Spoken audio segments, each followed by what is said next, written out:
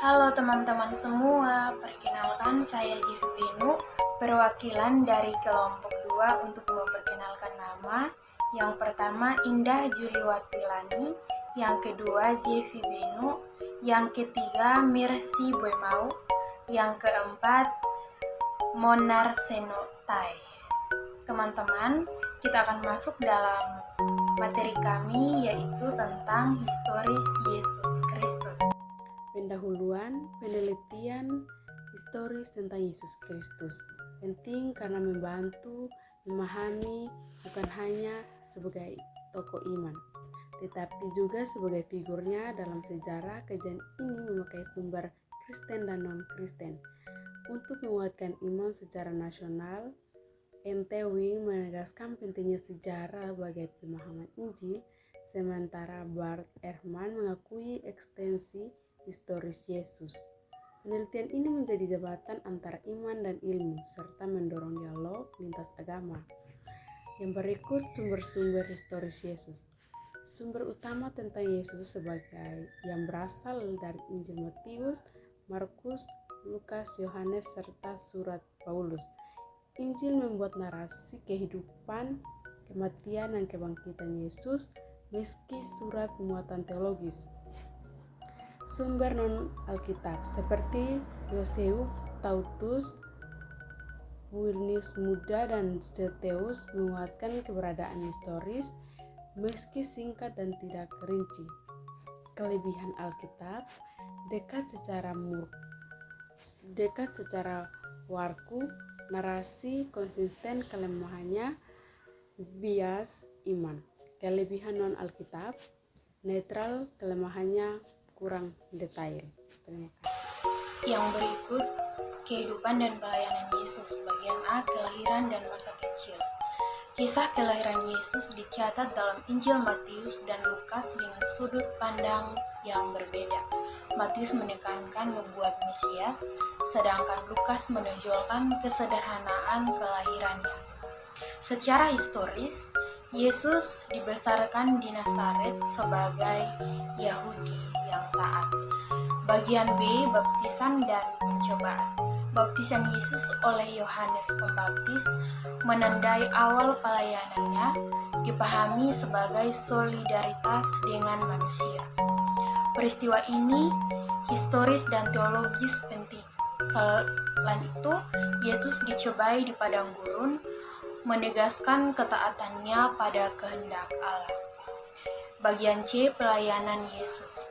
Yesus memberitakan kerajaan Allah melalui perumpamaan dan mujizat, bergaul dengan kaum marginal, dan menentang kemunafikan agama. Pelayanannya menimbulkan konflik dengan pemimpin agama Yahudi. Bagian D, analisis historis. Yesus dipahami sebagai nabi eskatologis yang menantang sistem agama dan sosial Yahudi abad pertama.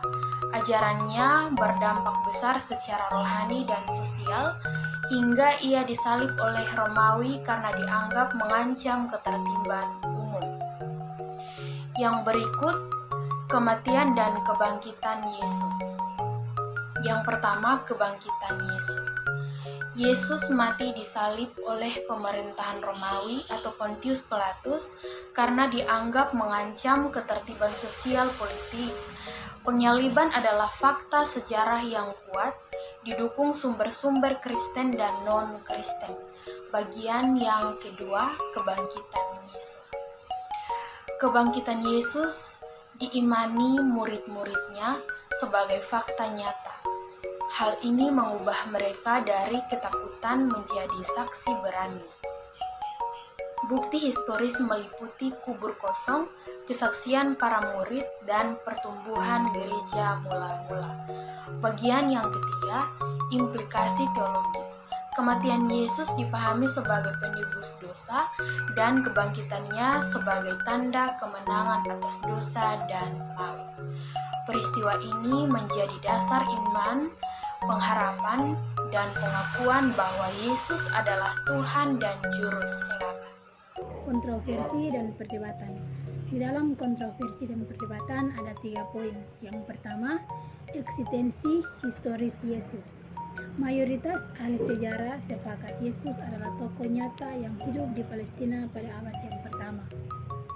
Bukti historis berasal dari penulis Yahudi dan Romawi. Teori yang menyangkal keberadaan Yesus dianggap lemah dan tidak ilmiah. Yang kedua, sifat dan identitas Yesus. Perdebatan berkisar apakah Yesus sekedar guru moral, nabi, atau anak Allah.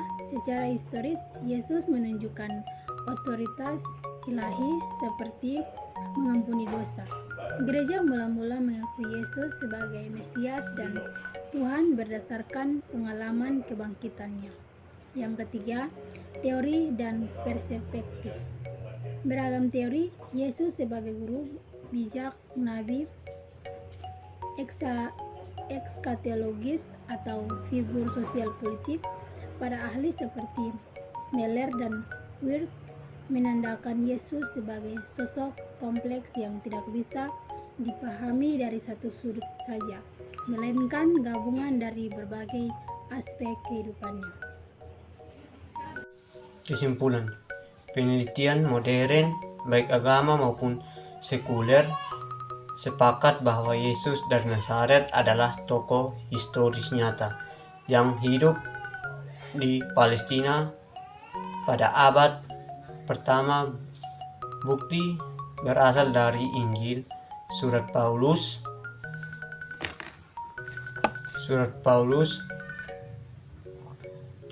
serta sejarawan Yahudi dan Romawi. Fakta historis seperti penyaliban di bawah Pilatus dan peran Yesus sebagai pengajar diakui luas.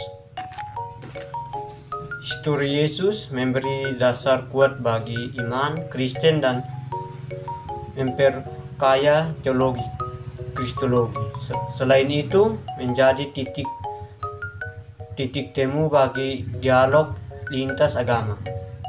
Kajian histori ini memperkuat keyakinan iman bahwa Yesus sungguhnya hidup, berkarya mati dan bangkit dalam sejarah nyata. Shalom, sekian dan terima kasih.